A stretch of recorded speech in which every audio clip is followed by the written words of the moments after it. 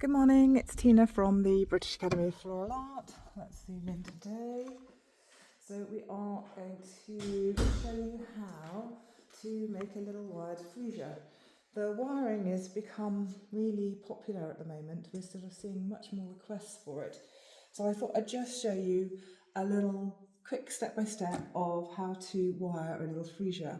So I've got old school training. I've got my little bit of tissue here, I've got my tape and my wires. My tape, I've got parafilm tape, which I have to say I prefer. It's my preferred tape. And I have the paper tape as well. You get these in lots of different colours. But I'm going to work with the parafilm.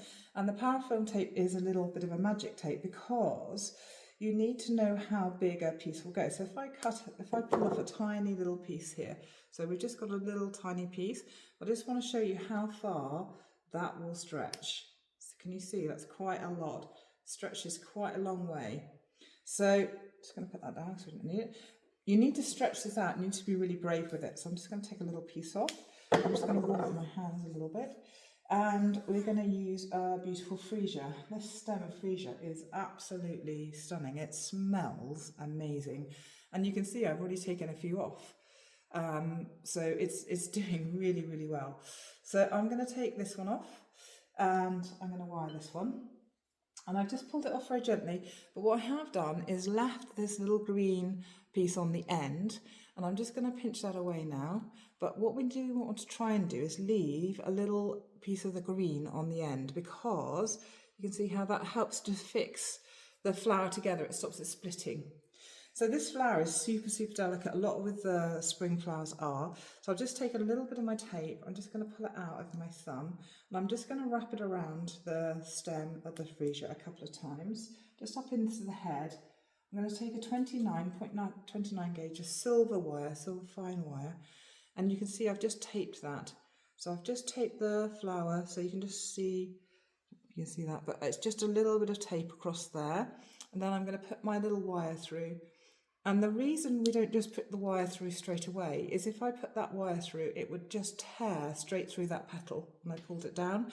But if I put it through first and then pull it straight down either side, like that, so you can see the wires coming out at the end there, that means that it holds it in place. And also it means I can tape over it really easily and the tape sticks to itself. So it's always much easier to tape over and then pull down. I always pull it over my thumb though. I never pull it over the stem. And then give it a little twist and keep pulling it out and twisting it out. So my freesia is completely wired now. Smells amazing, very easy to use. And now I'm just going to create a little quick boutonniere. So I've got a few other little bits and pieces that I've already pre-wired. So classic ivy leaves.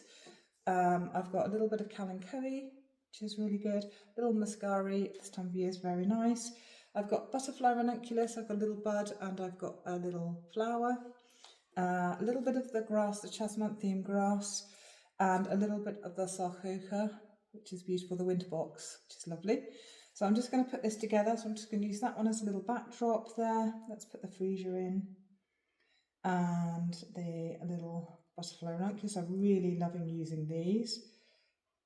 Little blue. Give him a little bit more height.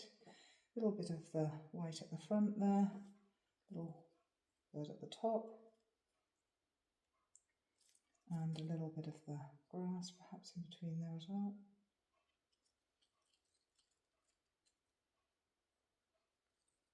Perfect.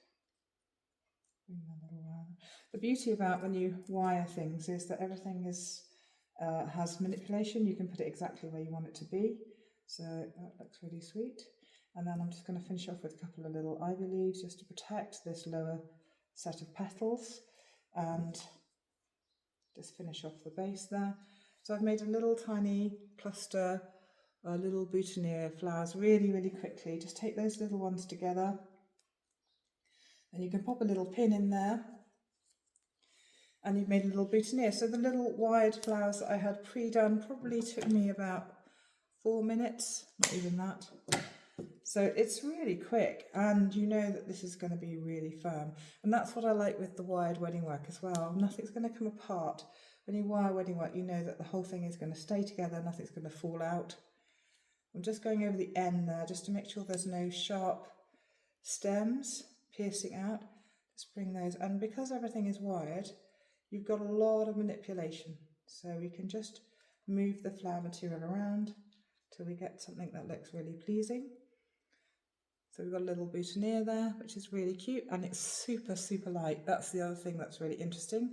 You take the stems off, you get a hugely light design, and it smells gorgeous. A little bit of spray from like the finishing spray or the crystal, just to give it a little bit longevity.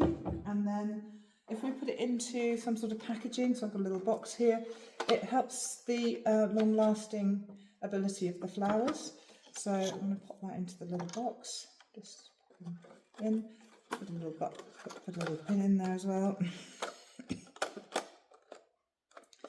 And there we go, little box with the little boutonniere in, really sweet, really easy to do, super, super fast. And we've got one here that we did, this is 6 days old. This is a rose buttonhole, completely wired and taped, and 6 days old in the packaging. So really, really effective. So if you wrap it in a packaging, it gives it really longevity and good life. So if you'd like to learn a bit more, and this is the sort of thing you'd like to learn, we've got a 5-day one with our level 2 coming up shortly. That's in May, and that is over 2 weeks split. So it's Monday, Tuesday, Wednesday, I think, and then Monday and Tuesday. And we do all this sort of thing. Headdresses, so you practice your wiring, because you do lots of different designs that we use wiring in. So you'd practice the headdress work, you'd practice buttonhole work, corsage work, we go right up to full shower. We look at environmental work as well, so we do using materials that are environmentally friendly as well, in case you don't want to do wiring and taping, or gluing, which is another trend at the moment. So there's lots of different ways. We show you lots of different ways of making the same thing, but we also show you the materials that work really well for each of those specific ways that you want to go. So if you want to do a specific idea, which medium or which technique works best for that idea. And if you've done this already and you want to go a bit further, then maybe consider our advanced wedding one. That's starting in April, and that one will explore all sorts of different wired wedding bouquets, so some of these modern trending cascade ones that we're seeing different techniques when they use, some of the modern wiring, not wiring and taping like this, but more modern wiring. And we also look at all fabulous different shapes, so things like semi-crescent, the crescent, there's all sorts of different styles that we can use as well. So if any of that sounds like it might be of use to you, then pop onto our website, have a little look, or give us a call, and we're always happy to help. See you again soon.